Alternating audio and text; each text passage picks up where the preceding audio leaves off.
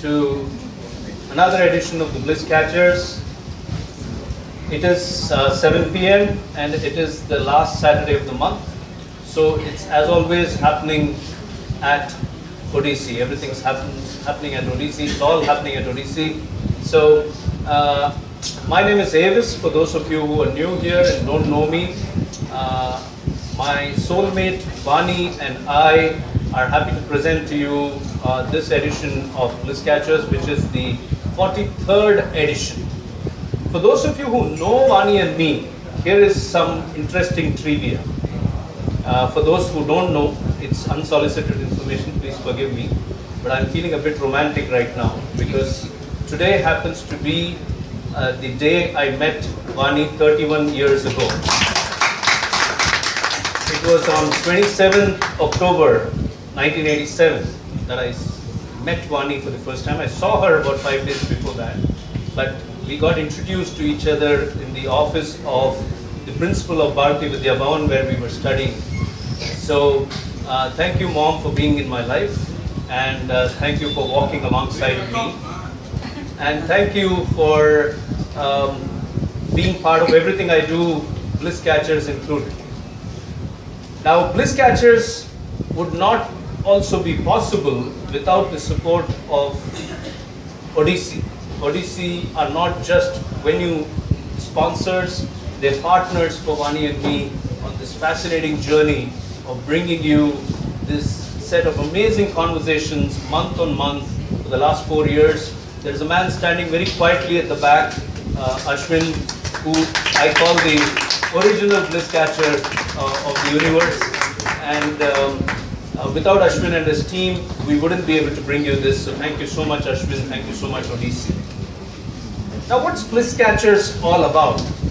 Bliss Catchers, the series, is celebrating all those people who go out and do what they love doing, who demonstrate great courage, and who take and make important choices about what gives them joy. The Bliss Catcher series is inspired by Joseph Campbell's philosophy of follow your bliss. Campbell is an American mythologist and author, and he said, follow your bliss and doors will open. Now, many of us know what we want in life, we know what makes us happy, but we will not take that step forward to follow our bliss, to follow what gives us joy, because we are trapped in our own insecurities. And most of the time, those insecurities pertain to the economic side, the financial side of our business. So we keep on postponing it, saying at some point in my life, I'll do it. But Campbell said, if you follow your bliss, doors will open. And that's what all our Bliss Catchers have been doing remarkably and have been happier than what they were before they made this important choice. You know, Vani and I were talking to a prospective Bliss Catcher earlier this week at Starbucks. We were having coffee with him. And he was telling us a story. He's a cop who has quit the Tamil Nadu police service after 32 years. And he's 55 now and has taken up cycling full time. So I said, wouldn't you have waited a few more years to retire, get your pension benefits completely, your retirement benefits? Why did you take the plunge now? He said, I can't do cycling when I'm physically not able to do it. I'm still able to do it, so let me take the deep dive. And he said in Tamil, cycling என்னுடைய காதலுங்க, எனக்கு அதை ரசிக்க தெரியுது, ரசிக்க முடியற நேரத்துல நான் அதை செய்யலனாக்க எப்படிங்க, அது என்ன கைவிடாதீங்க. That's the spirit of Bliss Catchers that we try to bring you and showcase here month on month. As we speak, we are already curated in this series. We curated into 2019 all the way till September. That's how popular this series is. And I'm reminded of Rumi, my favorite poet, who said, don't be satisfied with stories. Don't be satisfied with stories, which are stories of other people. Unfold your own myth. And that's the spirit that our Bliss Catchers bring to the table, and that's what we draw from them all the time. Vani and I do this series because it's our life's purpose to inspire happiness. Going through a cathartic phase over the last decade, going through an enduring bankruptcy, we discovered that being happy is of supreme importance, and that is more important than your circumstances itself. So choosing to be happy, which is to be non-worrying, non-frustrated and non-suffering, is what makes life meaningful. And so I wrote my book, Fall Like a Rose Petal. I wrote this book, and this kind of changed our complete outlook to life, sharing our story, sharing our learnings. And this led to us curating conversations like the Bliss Catchers. We do 4 of them across the city now, and we call ourselves the happynesswalas. We do life coaching, and we also run a workplace happiness firm called AV Initiatives. Google us. We have a very strong internet footprint, and we have a very powerful story, so look us up. But today is not about Vani, although I've been talking more than once about us. But today is about 2 wonderful, wonderful gentlemen, our Bliss Catchers for this evening, which is Amar Ramesh and Ravi Kiran. So let me introduce my guests for the evening to you, the way I met them. So Amar is a very popular wedding photographer. If you know somebody in Chennai who is either getting married or who has been to a wedding, you will invariably have an Amar Ramesh portrait popping up on your Facebook feed. That's the way I know of Amar. It came more than a few times on my Facebook feed, and I kept looking at Studio A, which is his studio, and I kept looking at the name Amar Ramesh, and I connected with it more than once because the pictures were spectacular.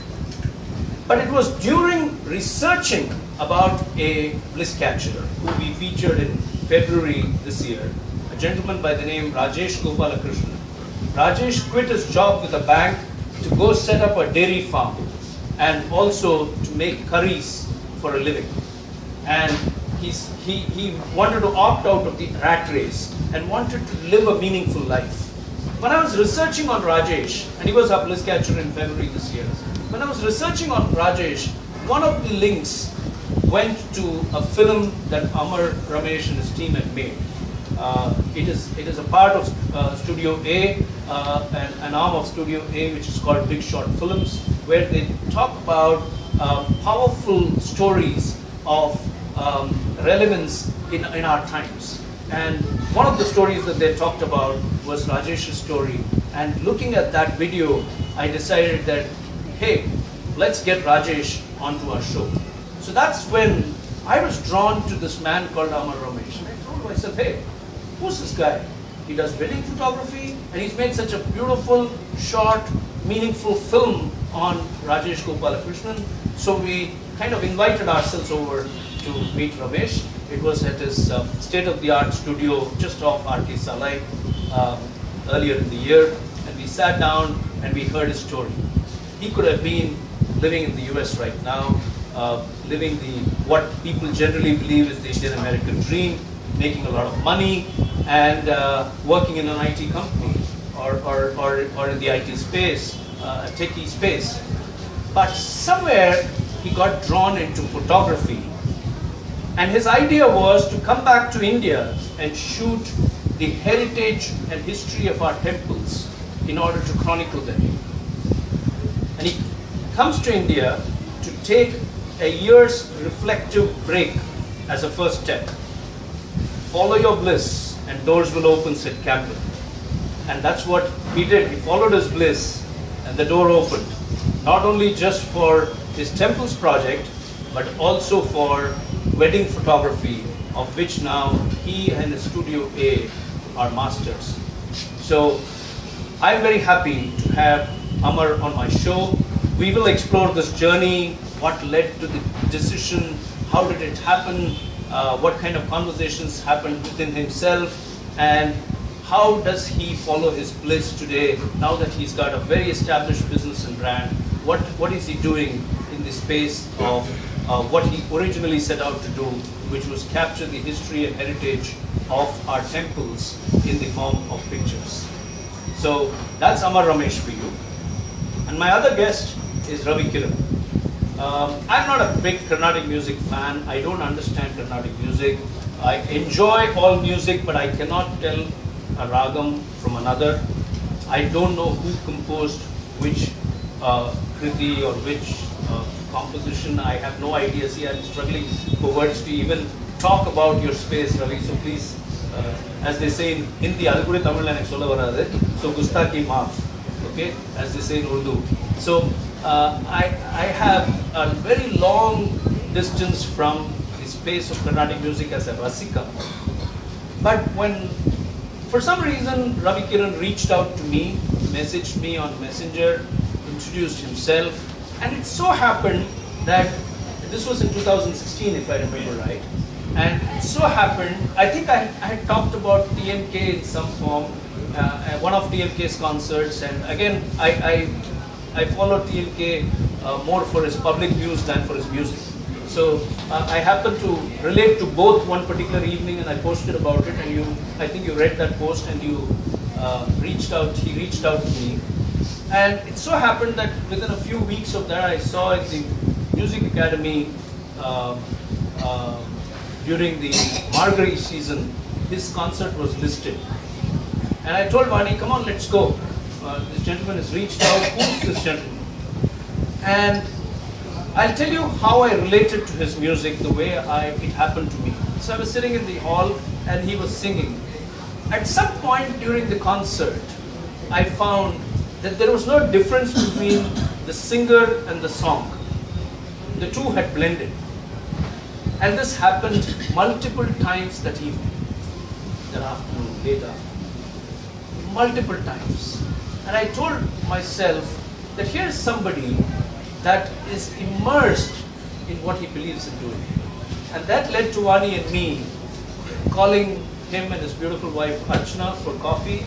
And we met at Starbucks again and had coffee together. And I discovered a fascinating story of how, like many young children are introduced to the world of Carnatic music, he too was. He went away, far away to BITS Pilani to study engineering. And when he was in BITS Pilani, his music found him and has never left him since then.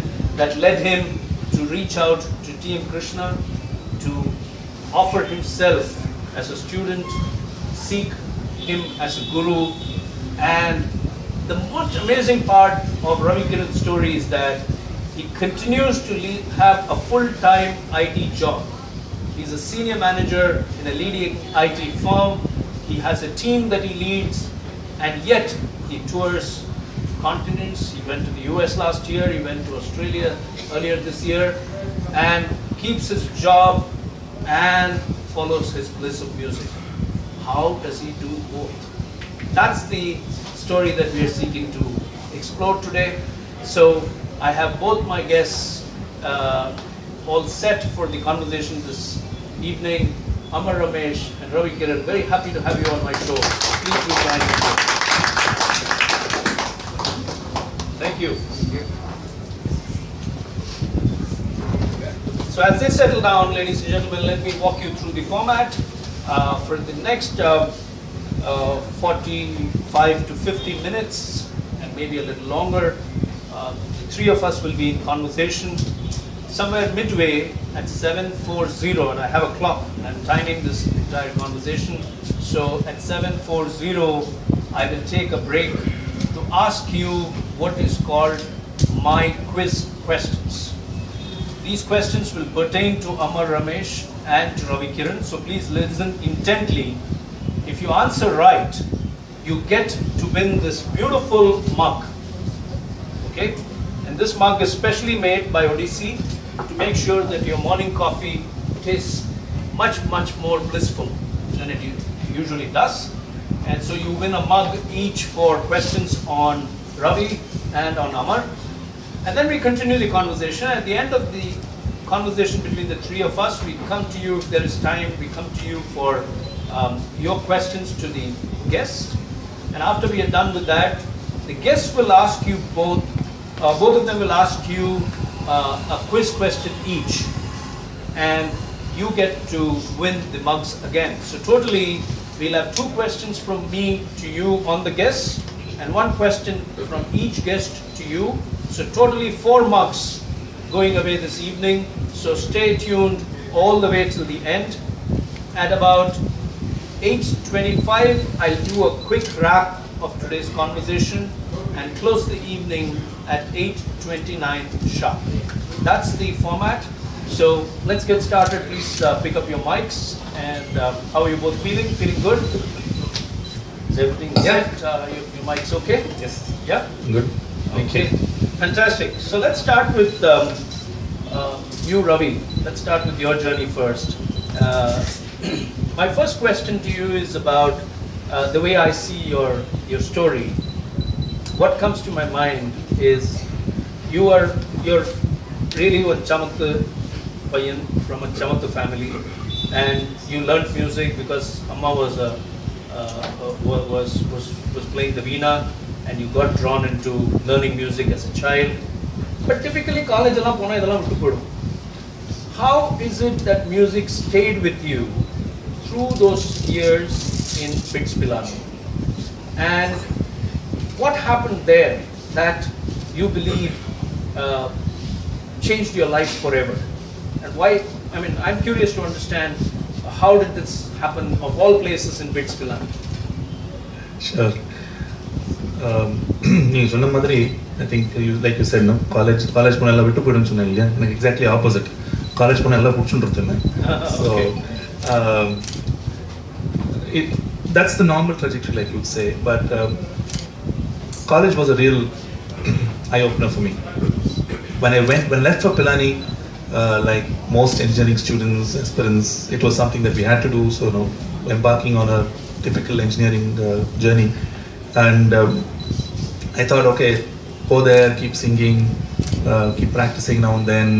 That's it. But when I started college, when I started, studying, I met this wonderful friend of mine, Ashwin, and he was already a performing musician by then, typical Mylapore boy who was a performing musician. And when I got to interact with him, when I rubbed shoulders with him, when I started talking with him, there was I could sense that there was this whole world out there that was somehow beckoning me. It was such a connect that I had. And gradually one thing led to another, so we used to practice every day. And we had a wonderful director at Pilani, the late Dr. Venkateshwaran. He had actually given us a room in the institute where we could practice. So we used to go every night after an early dinner, after say 7:30 or 8 o'clock. We used to walk to the campus, walk to the main institute building. We used to sit there and practice like 2 hours, 3 hours, time for the theriyadu. படிப்பு கம்மி பாட்டு ஜாஸ்தி தான் பண்ணோம் பிளானில. Seriously? Yeah. And I thought that was a complete Padips environment. It is, but it was definitely more of music as far as I was concerned. It was just music, and for me it was I just found what excited me at that instant in time. So till then it was as though that music is something that other people do. Kacheri poi kaitla, there are all these great musicians whom I used to listen to. But it was never something that I thought was within my reach. So this kind of made me feel that this is something that one could do with practice. And no, one could do. Once you get that feeling, we just in unknowingly started practicing, just started singing. It was almost out of 24 hours, out of the 18 hours that we were probably awake. It was just music, talking music, listening to music, discussing music, all 4 years. I have a question here which kind of relates to what you're saying, so forgive me for coming in and interrupting you. Let's say when you were on that train or when you arrived in the Pilani campus, BITS Pilani campus, music must have been completely somewhere at the back of your mind. I mean, very far extreme of your mind. It was not even on the horizon. It was not even on the horizon. That was my point. So, and what you're saying is completely opposite. Exactly the opposite happened. So, were you resigned to the fact that you were probably just schooled in early music as a child, and that it's going to be engineering and a very techie kind of environment, A, and B, did this awareness that music is now possible, did it grow on you, or was it one moment when you woke up and you probably sat with Ashwin or just sat alone and sang a song and said, this is what I want to do? How did it happen to you? So there are two parts to my question. Yeah, I'll try to remember both of them. So when I entered the campus, and obviously, like you said, music was not even on the horizon. Like Carnatic music is not on the horizon when you're 2,000 kilometers away in a village in Rajasthan, right? That's the last thing that's on your mind. But like I said, it was an organic process where once you start singing, once I started practicing, once I started jamming, if you would call that, with him, somehow I felt that this was something that that really made me feel happy or made me feel excited. I don't know if excited is the right word for it, but calling, if you will. I mean, that's probably too profound a word, but you feel that this is what I like doing again and again and again. And once you realize that, you just keep doing it again and again. So there was really, if you ask me, was there one moment? I don't think so. It was every day, every hour we used to just talk about music, listen to music. That unknowingly I was neck deep into music, which I was not before entering, in fact. Because all the way till I went to college, like you said, like any middle class family, the goal was to study engineering, get yourself a job. That is the typical approach, and that's fair enough. That was the approach we used to have, because we had to be a breadwinner for the family and all that. So, but this, once I found this, it was like I did not even think far ahead about whether I want to pursue it or whatever. But here was something that I liked doing. And it was giving you immense joy.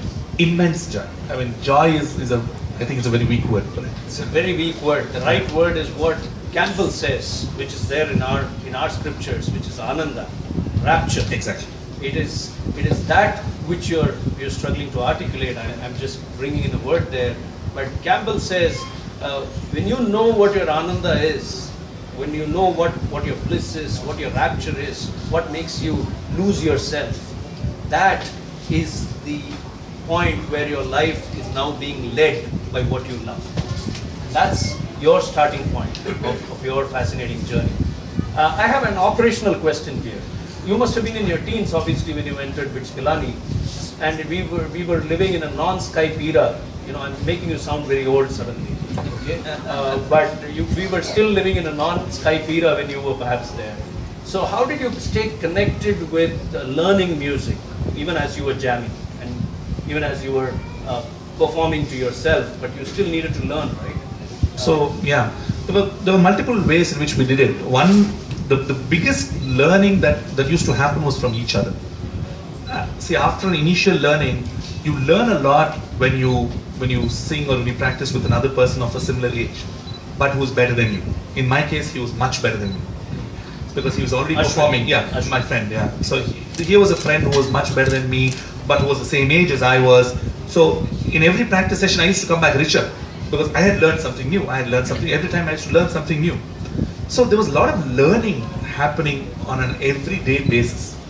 It's a great advantage to start from zero, right? Because everything is a game.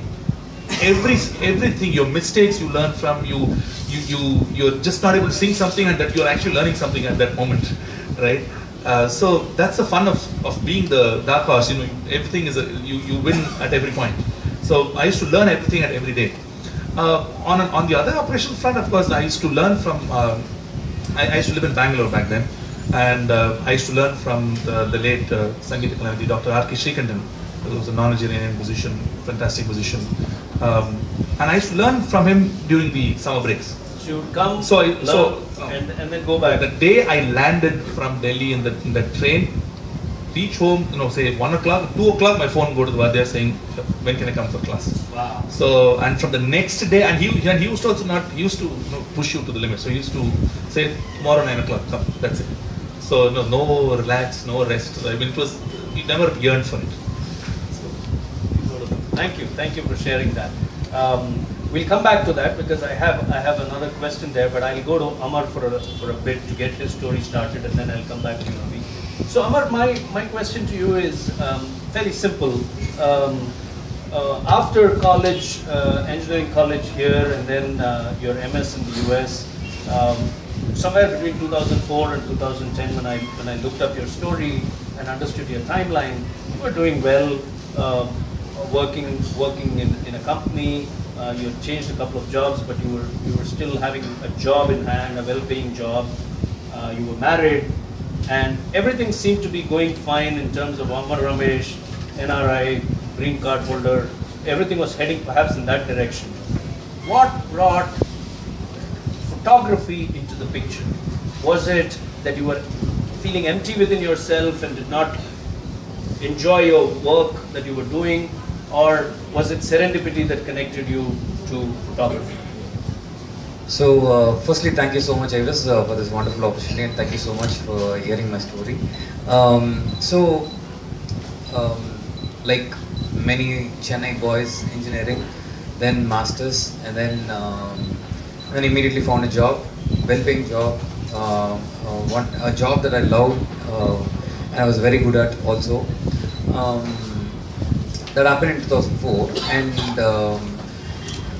right after, like my first job, 6 months into my first job, they tell me, hey, you are really good at this. I want you to just travel and go to the companies and then install the software, give them training, and come back. Like I don't want you to be sitting in the desk and doing this. Travel and go to the companies, right? So I take up this traveling job where every Monday morning I'm going to a new city. Friday night I come back. Monday morning, Friday night. Monday morning, Friday night. Then I decided one week, like I was in a very nice beach town and wonderful beach and all that, and I decided, why am I going back and coming back again? Like I would just stay for the weekend and explore this new city. Every city I went was new, so I wanted to explore. So I decided, okay, I'm not going to go home again. I'm going to enjoy the weekend here and then go back to work. So that's how it started. And then while exploring, I wanted to take some pictures. Until then, I've never owned a camera, never used anything, nothing. This was around 2006. So that, like, my family never owned a camera also. Like, in fact, I should, honestly, I have only 3 or 4 pictures of my childhood. I don't really know how I looked. That's how far we were for photography.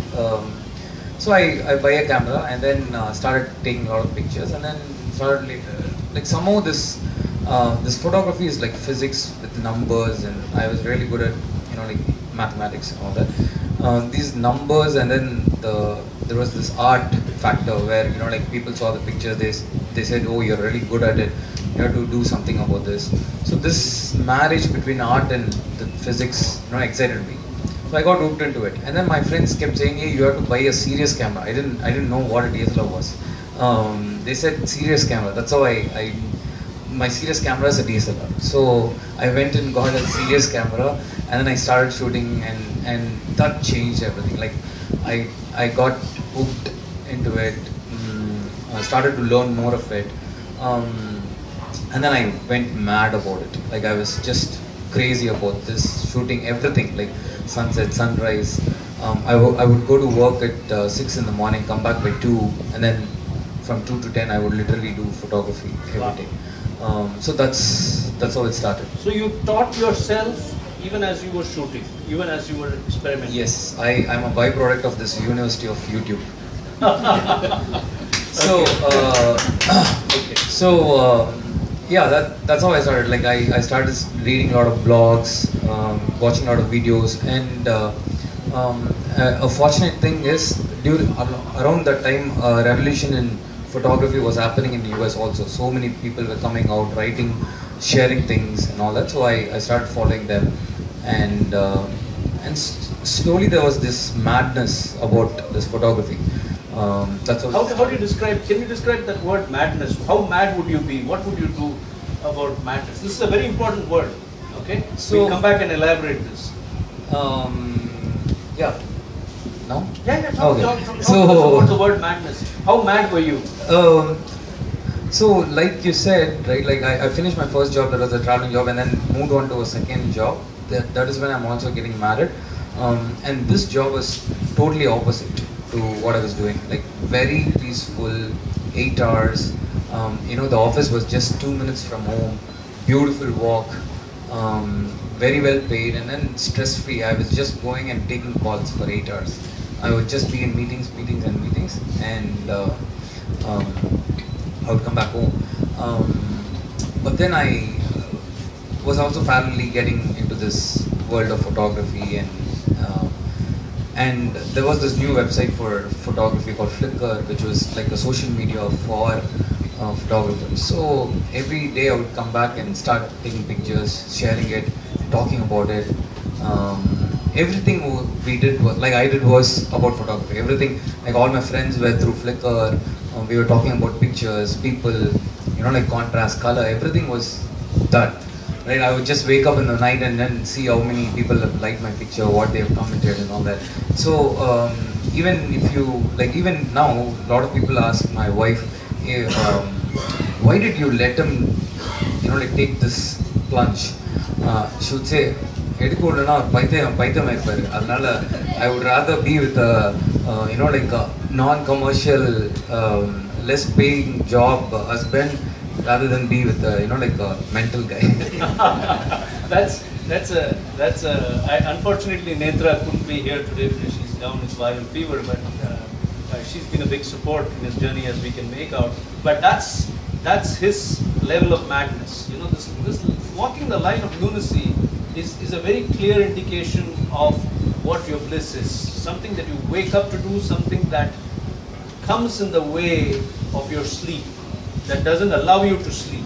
So when something comes in the way of your sleep initially, and I think all of us who have been in love will remember that phase in life when you're in love, you can't sleep, right? Yeah, and also I think universe also has a plan for you. It just puts things together and that you don't know, and then later you realize, oh wow, this happened for this, right? So many things happen for that. The second job that I take, my colleague is an encyclopedia of photography. Wow. The guy who sits next to my cabin is just a book of photography. But the beauty is he never goes and shoots, but he knows everything about photography. So every meeting you put the phone in mute and then you talk about photography. Right? and then you would think, now why did he become my colleague, right? And then now to think about it, so he taught me so many things about photography. That's fantastic. That's a good anecdote. Thank you for sharing that. So I think that, when he says the universe kind of plans things in a right way, that's what Campbell also means. That follow your bliss, and then the door will open. The colleague will come. People will come into your zone. But it's fine to have a passion, fine to be driven by it, be mad with it, obsessed with it, but to take a very big decision to uproot yourself from the US and move to India requires more than just madness. It requires a certain amount of plan. Was there a plan, or was there just a deep dive saying, Netra, come on, let's pack up and go to India? What were you planning to do in 2010 when you decided to move to India? What was the plan then? Initially I never planned anything, and initially I never had a thought of taking up photography as a profession. I just enjoyed it. I just don't wanted to do it as an hobby, and I just did it for the fun of it, for the it's the bliss, right? And then but parallelly also we wanted to move back to India, right? Even before marriage, we spoke about it. We said, okay, 2-3 years we'll live here and then we'll move back to India. And in fact, I was planning my career in such a way that I was practicing, I was preparing for my GMAT. I wanted to do an MBA 1-year executive course and then come back here as a manager and all that. That plan was going parallelly. And also to come back here and live, without any problems. We want to also buy a flat. So we started doing all those plans parallelly, and on the side this photography was happening, and in a way that also pushed me to do something in photography, because I had to. Photography is a very expensive hobby, right? So I had to do something to feed that hobby, right? Like so, but because we were planning to come back and do something, we had to save money, and so Nedra said no touching salary, right? Like the salary goes to the house expenses and all that. So I decided I have to do something in photography that feeds my hobby, and I'm going to use that. So I decided one day to write to all the photographers. So I just sat for weeks to just get a list of all photographers around the city. I collected almost 300 photographers from websites, blogs, from Craigslist, everywhere I can. I collected photographers' email and then sent them an email with my work. And then exactly... This is still in the US? Still in the US, okay. Yeah. Exactly 3 people replied. And again, going back to the universe plan, those 3 people were different, very different in what they were doing. One person was a photojournalist getting into wedding photography, very fresh, so she's starting this wedding photography business.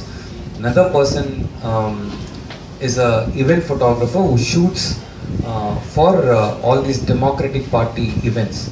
And luckily that year, which is 2007, Obama was running for president, and every night there was an event. So that's where I went with him. I shot all these, like VPs and people from that creamy layer. So that's where I lost this inhibition of event photography, like lost this fear of shooting people and all that. And the third person was like the master of light, and he has been in the industry for 30 years. He's won a lot of awards and all that. And he used to literally, hit on my head and say, "Hey, ennada idu? Do something well," So I learned from these 3 people, and I practiced so much, and also got some money through it, and which fed my photography off. So இதெல்லாம் நடந்துட்டு இருந்தது. Parallelly, I was also, like studying for GMAT and all that.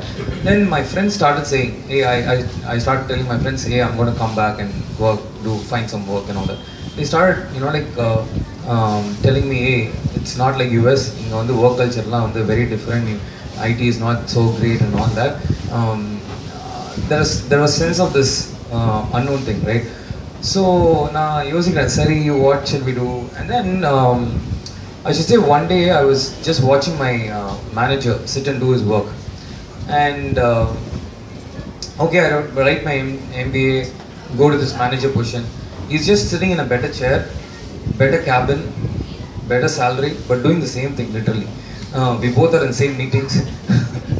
So I said, do I really want to do that? What if I can do something else, something exciting, something like very nomadic? Can I do something like that? And then that's when it hit me, oh, what is the other thing that I know? Other than like IT, what is the other thing that I know? Oh, it's photography. Can I try something in photography? That was the seed of this whole master plan. No, not moving to India. Moving to India was there. Like, I wanted to move, whatever, like, however it is, I wanted to move. But move பண்ணிட்டு என்ன பண்றதுன்றது தான் இது. Okay. So then I said, okay, I know photography, maybe can I try it? Then I come up with this idea of asking Netra said that, hey, give me 1 year. I want to take a sabbatical of 1 year and try out something in photography. If it works out, I'll do it. If it doesn't work out, I'll come back to IT. She said, fair enough, but what are we going to do for that 1 year? Let's start saving. Let's start saving now. We cut down on so many things. We moved down from a 2-bedroom apartment to a single-bedroom apartment. We sold out a lot of things. Cut down on going out to eat. Cut down on movies. Everything that we can do to save for that 1 year, we did. So we saved up for 1 year, and then we decided. Parallelly, I also started coming up with this idea called Land of Temples. I created a website myself. I said, India has to be marketed well, and I'm going to do it. I'm going to market temples really, really well. So I came up with this idea called Land of Temples. Sat அப்படியே Netflix ஓட website அப்படியே எடுத்து mimic பண்ணி I did a website for temples. Instead of movies, you'll have temples. So if you click on temples, you'll get rating. You'll get like information about. That was your plan. That was the plan. And it was a master plan. I had business plan. I submitted the business plan for competitions and all that. So we'll come to that in the next segment. But I just want to capture a very important point that both of them mentioned. We'll first go with his point, which is that his friend in the new job was a person who was an encyclopedia of photography. Okay, and he writes to many photographers. One response is from a wedding photographer, one response is from an event photographer, and a third response is from somebody who is a master of light, right? And he learns from all three of them, and then he sees in a reflective moment, sees himself sitting in his manager's chair and wondering, is that where I will end up? And begins to realize that that's not what he wants to do in life. In Ravi's story, Ashwin comes into his life, his friend who Ravi calls as somebody who is more proficient, more prolific, more trained, and in a way, just jamming with him, just singing with him, makes Ravi a better musician, apart from his desire to be in Srikandan Mama's class whenever he visited Bangalore. So look at the beauty of how the universe conspires in their stories to give them what they actually want to be doing. And that's the way it happens. You don't get the full plan up front. You're not going to arrive at your destination and a metaphorical Oscar moment in your life where you're going to hold up a trophy and say, fantastic. That's not going to show up. But I think you will know just enough for you to move forward. So I'm pausing Amar's story here because Land of Temples is a fantastic point he's making, and I have a question, and I'm going to go to Ravi's story. But before that, I'm noticing it's time for our midway quiz segment, and these are very simple questions. I would encourage my regulars here not to answer, please, because they know the way I ask my question, so they know the AVIS mind, how it works. So we'll allow others. If they cannot answer, then we'll come back to you people. Okay? So thank you for being a sport. So let's go to the audience with my first question on Amar Ramesh. Okay? Look at this gentleman. He looks so handsome. He's so beautiful. Okay? So my question is, connect him to a Manmohan Desai film. Wait, sir, wait. Amar Kavitale Krishnan sir kaiya thukitaru. Okay. Anyway, the answer is Amar Akbar Antony. I will give it to Ramesh. Sorry, sir. Amar Ramesh will give it to our Astana Ramesh. Okay. The man who's probably attended the most Bliss Catchers after Vani and me. Yes, it is Amar Akbar Antony. Thank you so much. Vinod Khanna played the role of Amar Khanna in that film, and fantastic film, by the way. And let's go to Ravi Kiran. Okay, the question on Ravi Kiran. If you've heard my introduction very carefully, you should be able to answer this, which is there can possibly be two authors that are very important to Ravi Kiran at this moment. One is me, which is because I'm sitting with him on the stage, and I've authored Fall Like a Rose Petal. The other is who? Paul Coelho. Not Coelho. Krishna, absolutely. Not Paul Coelho. Paul Coelho maybe, but at the moment he is Krishna's student, disciple. So it is Krishna. So Dr. Chari, TM Krishna, the author, also. Thank you. Thank you.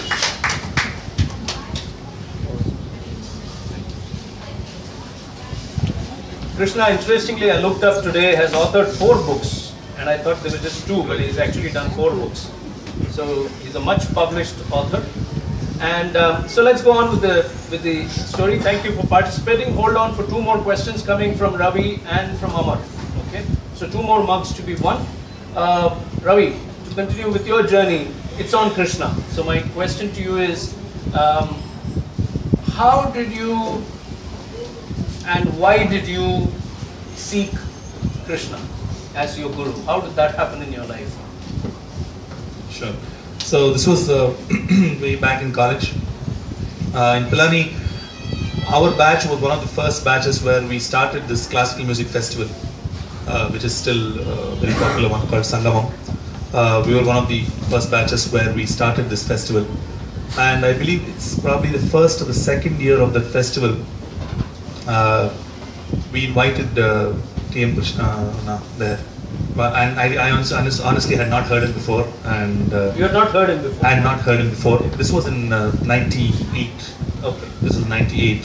So we had not heard him before. My friend whom I spoke to you about, Ashwin, he had heard him because they had a connection and all that. So we were the volunteers in the college. So we used to escort all musicians, make sure they are in the guest house, take them to the concert, stand in the wings, pull the curtains, you know. And as usual, the kacheri starts, and moment the concert started, in this case, please, 10 minutes into the concert, people probably had to tell me to close my mouth, and I was literally I was watching like this. It was a sound that touched me. It was a sound that touched my soul, and it continues to touch my soul. Till then, and even now, if you ask me, my most favorite musician and my all-time favorite is Shemogdi Srinivasaiah. And somebody who lives, breathes, listens to Shemogdi and that's my all-time favorite. And this was a sound it touched me the same, in a similar manner to my soul. And I just felt that you get that, everybody gets their moment. So this was my moment. I had so that's how I heard his music. So every year in college, you have to do your last 6 months of off campus, where you actually work in a company. And so Pilani, we could have worked anywhere in the top IT companies and get some really fancy stipends. But me being me, I chose to every day, without fail, practically I've heard a concert in every day of those 6 months. And 50% of them would be T.M. Krishna's. So much so that it had turned to a time, this was again 99. It turned to a moment where we started exchanging smiles, and we used to start waving to each other, because I used to follow him to every nook and corner. I've heard him right from, of course, Mylapore and the Besanathars and Adiyars, to Vadapalani, to Ammal, to areas which even I had not even heard till then, as a newcomer to Chennai. I had not even heard of these areas. I used to blindly go, to the extent that I used to go there, sit, listen to the kacheri, not realizing that there would not be probably a way to get back home also. So so many times, last count how many times I had to skip dinner because there was nothing open at that time, there was nothing available, and we were bachelors, so we didn't have any food at home. So that's that magical word, madness. It was you sit there, you forget count of time, you forget that you have to go back, you have nothing. 3 hours, you forget yourself. Then you figure out, and you don't have money to then there's no Uber, Ola, first of all. And you don't have, even now I can't afford the Chennai auto, but back then also I could not afford the Chennai auto. So you have to catch multiple buses. By the time you come home, it's like 12 o'clock, and you just sleep and wake up and you wait for breakfast. Basically, sleeping is just breakfast. So there was this fascination with so much of Krishna. I used to listen so much of T.M. Krishna. But he must have been only 20 in his Exactly. 20s. Yeah. So what made you think of him as a guru? No. So there was no guru at all in this picture. It was just a musician whom I admired and whose music I fell in love with. You was telling the story of the cop. You feel that a passionate involvement in that kind of music. Right? It just makes you feel happy. You get in a space and you'll be So this happened. So by the time it was 99, 2000, I was like completely into it. So I went back to Bangalore. I had to pursue music under my guru, R.K. Srinivasaiah Mama then. Even in Bangalore, whenever he used to come, I used to go blindly attend his concert, and No talking to him, nothing. We never spoke because I was one of the countless Rasikas that he used to have. 2002, I have no idea why it happened, how it happened.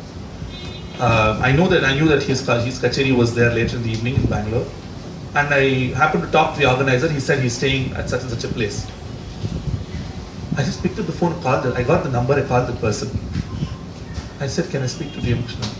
Nobody, random cold call only. Like, so I called him and then I said, sir, I want the place now. He just said, okay, because then I was not a student. Want to go place now? I just randomly went from one corner of Bangalore to another corner of Bangalore, telling my boss I was sick.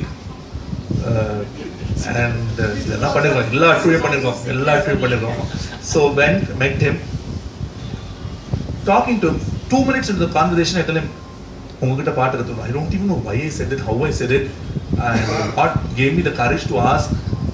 Random. And then he said, as long as your current guru is okay with it, I don't have a problem. So first thing, I went to my previous guru, and I told him, I was upfront. I didn't believe in all this.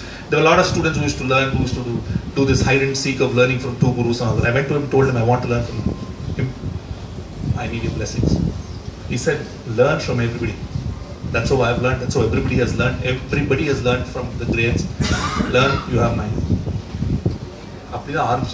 That's how it started. It started. So, total cold call. The point. There was no. The point I'm picking up here from Ravi's story is you have experienced this. This cannot be described. There is no standard operating procedure. You can't pre-plan it. What intuitively comes to you is what you do when following your bliss. And it was intuitive that he followed Krishna's music. It was intuitive that he sought him out as his guru. Now, there cannot be an explanation other than an experience which led to that. So, I now take you on another dimension, okay, to reflect on another dimension. You are now almost performing for the last couple of decades now. What happens to you? Can you describe the process of what happens to you when you do music, when you sing, when you practice and when you perform? Are they two different experiences or are they same? And how will you describe that whole feeling of doing music, of being a singer? Yeah.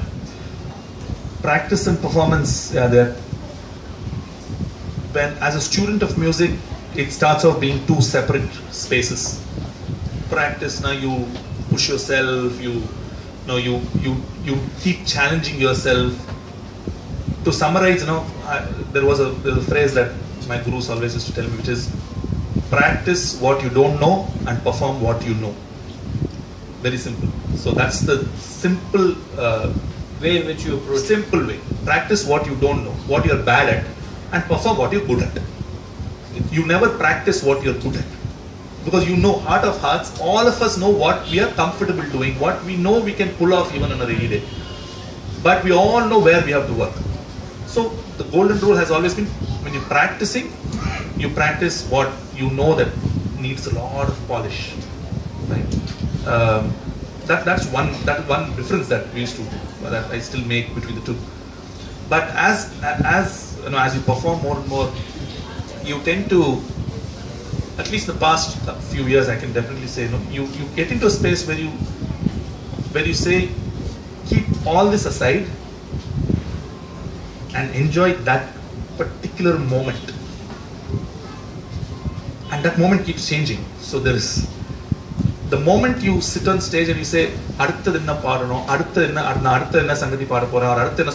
moment you plan that day you know that your music will not happen. I mean, music will not happen. You can pull off a concert.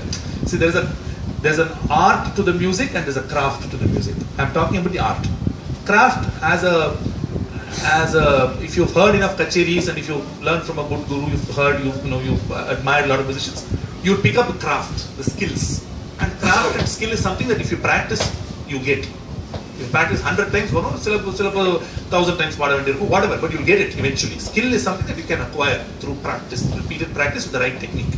But art is something that may happen, may not happen, and may happen if you are lucky, may happen in that one moment in a span of time. So, but coming back to this, how I approach music, when you're performing, you just try to live for that moment and you surrender yourself to that moment and you say with all humility, what comes, comes. You don't expect things to happen at that point of time. You humbly accept whatever comes. This is fascinating. This is fascinating, and thank you for talking about art and craft. You know, I'm reminded of another famous Persian poet, 14th century Hafiz. Hafiz said, I am a hole in the flute that God's breath moves through. Listen to this music. That's what Hafiz said. So it's amazing that you should touch upon the same things in your experience. That is really what immersion is all about. So many people ask, how is it I decide that this is my bliss and not something else? Where you lose yourself, where you celebrate that moment where nothing else comes between you and what you're doing. You become that act. That is what is your bliss. So thank you for highlighting that. Let's go back to Amar's story. So Amar, land of temples, you had a business plan worked out, you wanted a Netflix kind of idea that you had created in your head, you had the template ready. How did wedding photography happen? So you moved to India, you had this apartment, and your 1 year between Netra and you had kind of worked out that let's give this a 1 year break and let's try out, and otherwise I'll go back to my IT job. So at that time you were pursuing the idea of land of temples. How did wedding photography happen? So we'll take a step back. Before even moving back, I told you I went and joined these 3 photographers, right? And I started shooting weddings with them. Like, so Saturday one wedding, Sunday wedding, and then Monday morning I'll show up at work with my hands, like painful. I used to carry this big lens because I was the assistant. I was given this big lens, big heavy lens. So I was doing this all summer in 2008 and 2009 and 2010. And so I was shooting a lot of weddings. But then when I was planning this land of temples, I wanted to be a travel photographer when I come back to India. Also, I had this apprehension about Indian weddings. It's very chaotic. It's a lot of people, and then how will people see me as a wedding photographer, right? And then how will my family see me? Like, I've done this engineering masters, and can I go do wedding photography, right? So I had all this apprehension. So I never really was planning to be a wedding photographer when I came here. I said maybe I'll do it 1 or 2 to just show people how it could be shot, because I learned this art of doing it differently there. So then there was no this candid photography, there is no this documentary photography year 2010. So I just told them I might do 1 or 2 to just show people how it could be done. So I come back, immediately the first week I go start touring Tamil Nadu. I go to Madurai. Madurai was my first stop, shoot a lot of temples, then Karaikudi, Rameshwaram, I go shoot temples. And I had so much fun shooting temples. Parallelly, I'm also talking to everybody that I meet about my idea, publishing it in my blogs, talking about it in my Facebook, everywhere. Like, I'm just knocking on all the doors that I can see and telling people, hey, this is my idea, I want to do this, I'm working on a website, and these are my pictures. So people will say, Thambi, I see your passion, I see your work, it's amazing, but I don't need these pictures, but somebody that I know might need it, go to them. So this is how I went from one door to another door, and then finally I get an opportunity and I get an email from Hilton Chennai asking me to come shoot some portraits for their executive committee, the management, because they are opening a hotel in Chennai. They said we want somebody to take portraits of the management team. I was not excited to do that because I wanted to be a travel photographer. I wanted this, so I went. I told them, hey, I know somebody who's very good at portrait photography. I'll refer them, but I need 20 minutes of your time. For a presentation, right? And I don't know. I just told them this, and then they said, okay, all right. And when I went there that time, I took pictures of the temple in my phone. Okay, I mean pictures of the hotel in my phone, and came back, started my computer, and then put my pictures, my temple pictures, in that hotel, right, in those walls, and created a presentation, right. And then I went, gave them a presentation. Luckily that day, the VP, GM, all the team were there and were sitting in my presentation. So I gave them 6 concepts. They loved it. They loved the pictures, and the sample pictures that I took, they wanted those pictures also. Like the VP, who is an American, he said, "Hey, I want to keep this in my cabin. Can I keep this?" I said, "Okay." So they loved the concept. They immediately said, "Okay, we're going ahead and approving this. I want these pictures on the walls." So they immediately around 90 pictures were sold. That was my first break. Wow, fantastic. Yeah. So just so that we don't lose track of this, the big story for me here is that he was very clear about what he didn't want to do. The most easiest choice would have been, let me shoot your portrait pictures of portfolio of your senior management team. Isn't it awesome? Thank you so much. By the way, I also do this. But he said, I'll put you on to other people, but give me 20 minutes of your time. That's a big learning. All of us have this option. We don't exercise it often. Continue, sir. So, so I want to tell you why I had this confidence, right? Because it was a pre-planning. Because I know for sure this 1 year I don't have to deliver anything.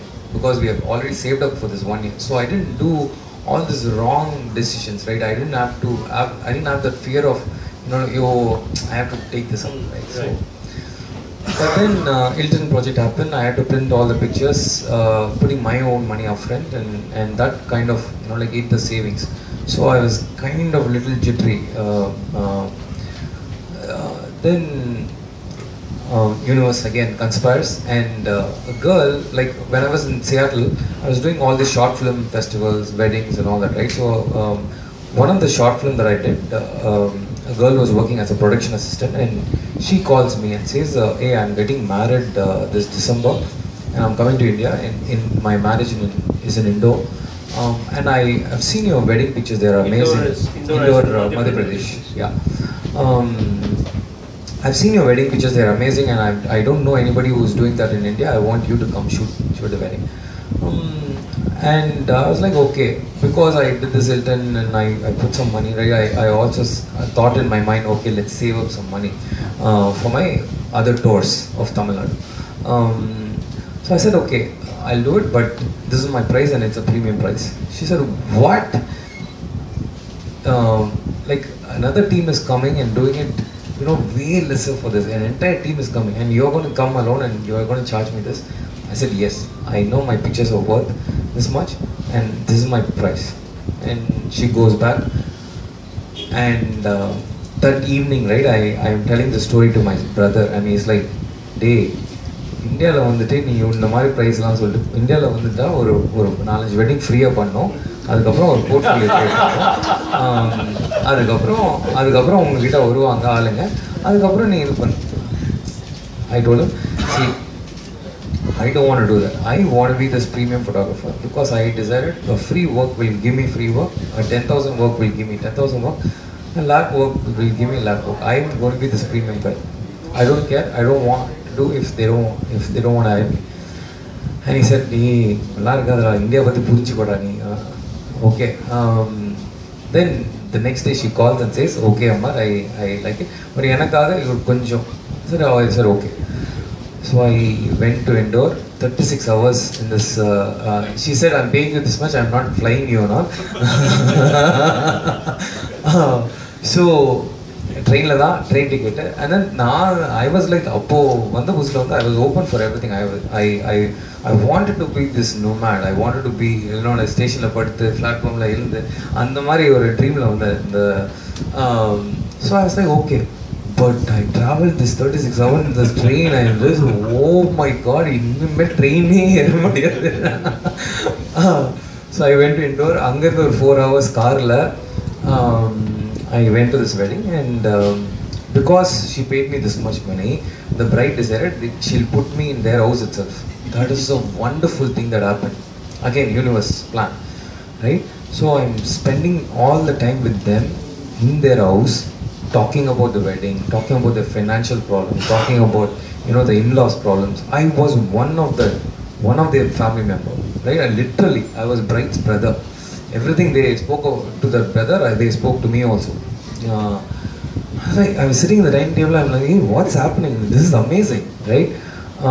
And I shoot the wedding. I shoot it with like so much passion. I enjoyed it so much. And I wanted to experiment so many things, experimented everything. And then I was so madly doing it. I would take pictures and then I will switch it on to video mode and then shoot videos also. Picture videos. I was doing that.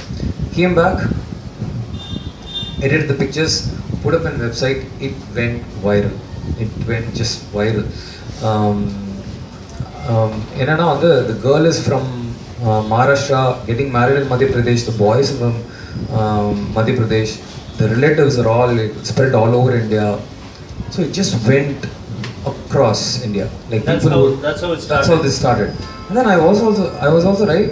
Oh, this is amazing. I thought of wedding photography for something else, but this is something else, right? And also the bride told every family member that, hey, this is the guy, MS Mushta, IT la pannita, he's come to do this, don't disturb him. So everybody saw me like a celebrity. Hey, man, they didn't disturb me at all.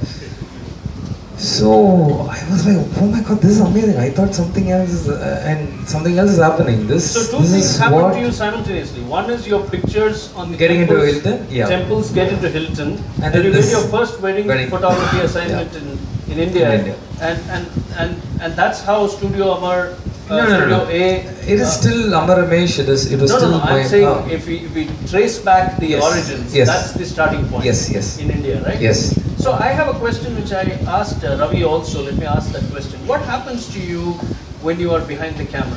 Oh, I can relate so many things that Ravi told me. Like when talk to us a little bit about that emotion. What happens? Is it the video that works for you? Is it the stills, or is it just the camera? What's your experience? It's video and pictures both, but mostly pictures, because when I shoot video, I'm just seeing it in LCD, right? When I'm shooting pictures, I'm shooting through the viewfinder, so it's a very different experience. When I call it the window of happiness, because I'm a person, I see happiness, I see brightness, I see colors. I can't see things in like dark, black and white. I see everything very grand and happy. So it's a window of happiness for me. See, now our memory is also a rectangular frame. When we think of something, it's actually a rectangular frame, and somebody is in 1/3 or in the middle of the frame, right? Like when we think of the memory. So it is this frame. Like let's say I have a bad day. I had an argument with somebody. I had something not working out, and then camera எடுக்கிறேன். எல்லாமே போயிடுச்சு. Everything is gone. It is that rectangular frame and me and things inside that rectangular frame. That's all. Everything is gone, and then after my thing is done, after my photo shoot is done, I come back as a different person. I come back as that original me, who's calm, composed, and all that. So it's like a meditation for me. It's like a meditation. Right, that was the word I was looking for. So you meditate within that frame. You slip into it. Yes. So yes, totally. It's almost like a different body, a different person. Yes, and it's amazing that it happens every time. Every time you shoot. Every time. Almost every time.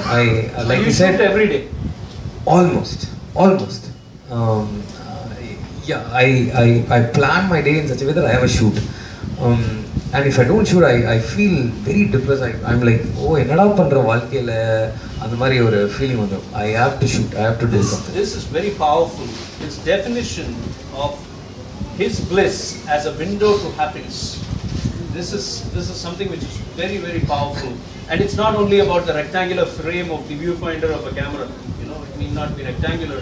It can be anything. But are you having a window of happiness in your life? That's the question that we need to ask ourselves.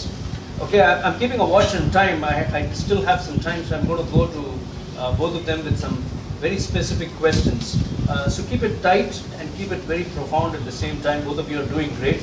I never really thought that on inside you young souls lies so much of spiritual depth. Okay, so thank you for being the way you are and expressing the way you are. So let me ask you this question, Ravi. Your first concert happened in 2000 in Bangalore. I read up on that, and since then it's 18 years, and you've kept multiple jobs, and the last one you kept this for 14 years. Why haven't you taken the deep dive into being a full-time musician, or is that a misnomer? You are a full-time musician who's doing a part-time IT job.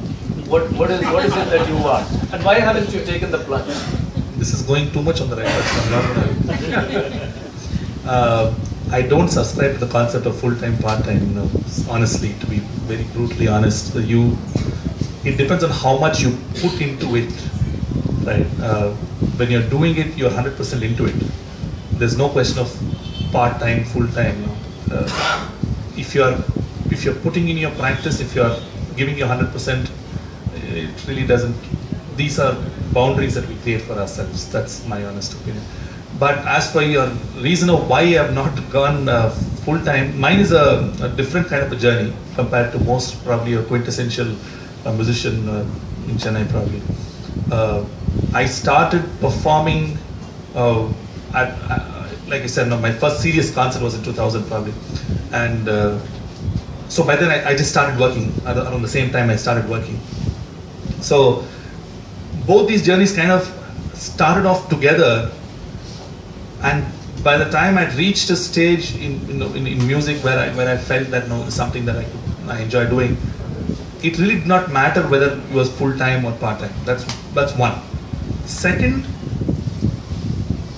obviously being from a regular middle-class family, it was very clear that you had to have a job which would keep the house running, and there was really no two thoughts about whether this is something that I would be able to pursue full time. From an operational point of view, also there were challenges. So, but it never restrained me in the sense that did that stop me from giving my 100%, or I don't think so. Whenever you sit to sing and you sit to practice, I can completely relate to what Amar was saying, and my wife was laughing at that point. Archana was laughing because the day I don't practice, she'd come to me by evening and say, please practice. You're a wreck. You're a wreck now. Because the day I don't practice, morning I have to have the 2 to 3 hours of practice.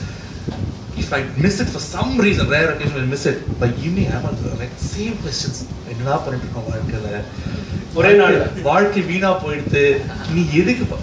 I start asking all existential questions, and she's got used to it now. So that's why she was laughing when as soon as he said that, I looked at her, she was laughing because it's the exact question that I tell her always. So I want to just pick up something very, very simple that he said. There is no full-time, there is no part-time.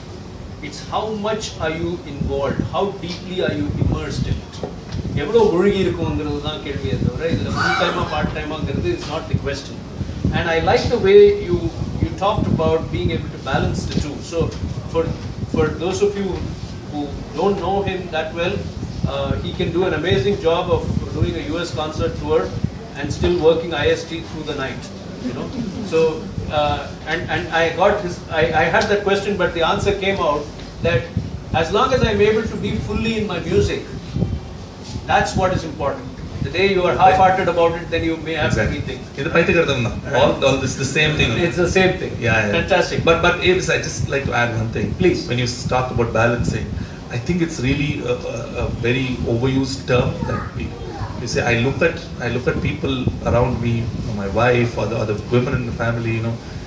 They multitask more than any of us. I mean, they run a house, 2 kids, perpetually doing. I mean, you see them cooking, keeping track of what's happening with each kid and planning for the next day, all happening at the same instant of time. And so I don't think I think we just because we're going out and working, it becomes a big deal. But I honestly don't think it's such a big deal at all. It is something that everybody can do. In 43 editions of doing Bliss Catchers, many times people have come and asked us this question. So should somebody quit something to go do something? And here's one of those few instances when we have heard a guest say, you need not. As long as you're doing justice to both, and as long as you're able to manage it well through your immersion. through the process of enjoying. So fantastic. Thank you for sharing that. I had a question for you, Amar. Studio A has really grown now. You have 25 people on board. You've been around for 8 years now as a wedding photographer. Your Bliss is also your business. And many people may have asked you this, or you might have asked this question yourself. The challenges of entrepreneurship, of running a business where you're paying salaries, all of that can be pretty taxing. So how do you manage the creative juice in you and the entrepreneurial streak in you, both? How do you balance the two? Is there a balance required at all? So when I started, I wanted to be alone. I wanted to be this solo photographer and who was traveling around and taking pictures and didn't want to have a team and all that. But I was very sure that it should not affect my bliss or this happiness. I wanted to do this for it and be happy, right? But then slowly it went to a stage where things are getting overwhelming, right? I had to sit and edit pictures, and it was taking a lot of time. It was not giving me that happiness. So I said, okay, I have to delegate stuffs, right? So I started hiring one person, delegate stuff, and then when that got overwhelmed, I hired somebody else. In this process, right, I realized something. On the first of every month, the team has become big. Everything is like formalized and all that. Everything goes through bank transfers. The salaries all go to bank transfer. But first start the white envelope. First every month I give the salary. Oh, it is so it's an amazing feeling. Oh, salary could grow. I'm an entrepreneur, and that salary changed their life. I was like, oh, this is amazing, man. I want to do more of this. I don't want to stop. I don't want to stop with one or two. I want to do more of this. So, in a way, I also realized your passion could not be only one thing. Your passion could be on several things. So slowly, I realized my passion is also business and team building or a team of create pandrathu. So I was so hooked into it. Started reading about it. In the delegation, I got this idea after reading a book called 4-Hour Work Week. Initially I was taking all the calls, then it got overwhelming. So I said, okay, I'm not going to do this. I came into this because I want to be happy. I wanted to enjoy this. But I'm never going to make this as a work, as a job for me. I'm going to make sure this is a happy thing for me. So I had to do everything to keep this happy, right? To keep this as a happy journey. So that's when I decided, okay, team has to come up. And also, like you said, the Ravi said, balancing so I had interest in this, I had interest in this also, both. So I'm just doing it. Fantastic. This is very interesting. You should say this because there was a time in my life, and I'm so happy you're getting this so young, Amar. There was a time in my life, and I talk about it in my book also, when I remember going up to Vani and asking her, what the hell are we doing with our business? We're not enjoying it anymore. And his key operative word, again and again and again, he repeated it 3 times in his answer, is enjoying the process. Whether it's being a photographer, whether it's being an entrepreneur, whether it's being a team leader, you've got to enjoy that process. And so if you feel something is in conflict with that, you've got to examine the reasons for that. So bliss is business is not a bad word. Many people think you cannot make money out of your bliss. You can, you should, but the key thing is, are you enjoying the process? That's what I'm picking up from both their journeys are kind of marrying, kind of coming together over there. I should say this, Archana, if Netra would have been here, she would have come up to you and she would have, add so many points about husband, Okay, so amazing. I'm looking at the time. I think we'll move straight into the quiz segment. It's been, I always feel at the end of every Bliss Catcher edition, we're still not at the end, so please wait with us for another 8 minutes. But I always feel that 90 minutes is not enough. I could have still explored a little bit, but we did a great conversation so far. Let's go to the quiz questions from Ravi first to the audience. Mugs coming up your way. Okay, hands on the buzzer. And these questions will be slightly better than my questions, sure. Now you're setting the bar very high. Okay. Um, which college did I go to? Too many months. That's too many months. That's too many months. Okay. Ask another question. Okay. What is the name of my first guru in Bangalore? Shema. Shema. Shema, come forward. She answered.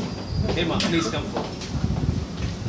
Dr. Chari, you came a nanosecond behind schedule. It doesn't matter. It's nice. She gets. I'm happy about it. Thank you. Thank you.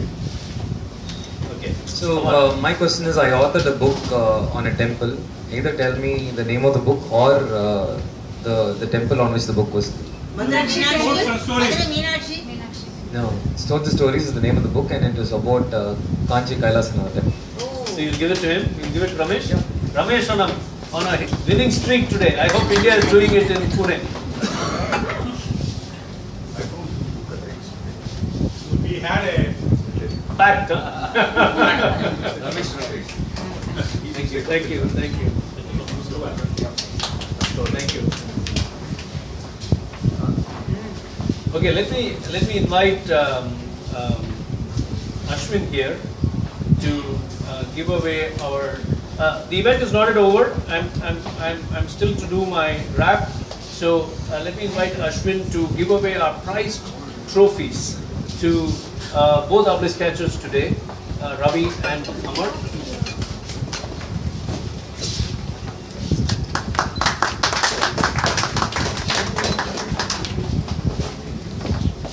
You also get your mug, Ravi. Oh wow! So your coffee will also taste blissful tomorrow morning. I know Archana would make great coffee, you would make great coffee, but it'll taste different tomorrow morning. Thank you.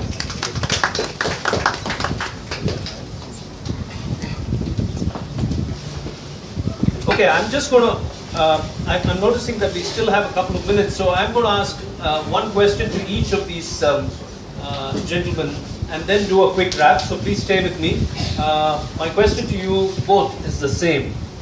How do you deal with the anxieties and stresses of everyday living? Okay, worries, the commute to work, the travel around the city, the travel around the country. It can be quite draining, and yet you have to do what you have to do, which is live a full life, give attention to your music, to your photography, to your entrepreneur's role. How do you kind of revive yourself when you're dealing with stresses of everyday living? Is it music again? Completely. Music. Music is what keeps me going every day. Music is running some part of the mind at every instant of time. Music changes. You think of different kind of music. Have you healed in a day when you walked into your sadhagam with a lot of stress, carrying from your work, from your personal situation, and the music has healed you?